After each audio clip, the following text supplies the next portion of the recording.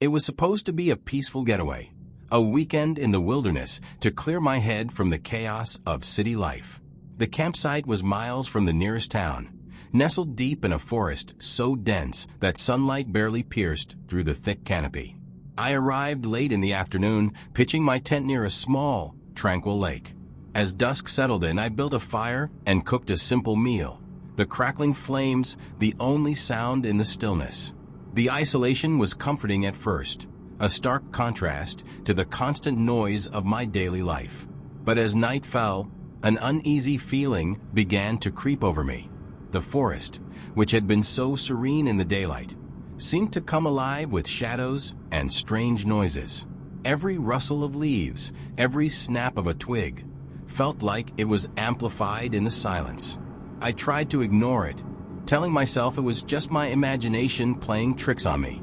After stoking the fire to keep it burning through the night, I crawled into my tent and zipped it up tightly.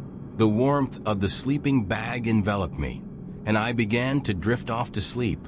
But just as I was about to slip into unconsciousness, I heard it, a low, faint whisper. At first I thought it was the wind, but the voice was distinct, almost human. It was coming from just outside the tent. My heart pounded in my chest as I lay there, frozen, straining to make out the words. They were too quiet to understand, but the tone was urgent, almost pleading. I told myself it was just the wind, that no one could possibly be out here in the middle of nowhere. But then, the whispers grew louder, more insistent. The voice was joined by another, and then another, until it sounded like a chorus of hushed voices surrounding the tent. Panic set in. I fumbled for my flashlight, hands shaking, and unzipped the tent just enough to peer outside. The fire had dwindled to embers, casting faint, flickering light across the campsite.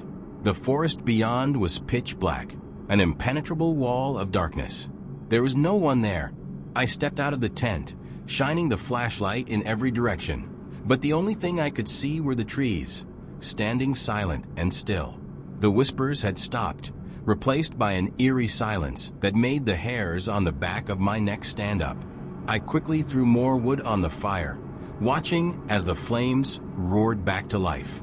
But the unease lingered, the sense that I was being watched followed. I sat by the fire for hours, too afraid to go back into the tent, but exhaustion eventually overtook me. When I finally did fall asleep, it was a restless, fitful slumber. I dreamed of the whispers, of shadowy figures lurking just beyond the reach of the firelight. I awoke at dawn, drenched in sweat, heart pounding. The morning light brought some relief, but the fear from the night before clung to me like a shroud. I packed up quickly, eager to leave the forest behind. As I loaded my gear into the car, I took one last look at the campsite. That's when I saw it. Carved into the trunk of a tree, just a few feet from where I'd slept, were 3 words: "We see you." I didn't wait to find out who we were. I got in the car and drove, not stopping until I was miles away from that cursed place. But even now, the memory of those whispers haunts me, and I can't shake the feeling that, wherever I go, they're still watching.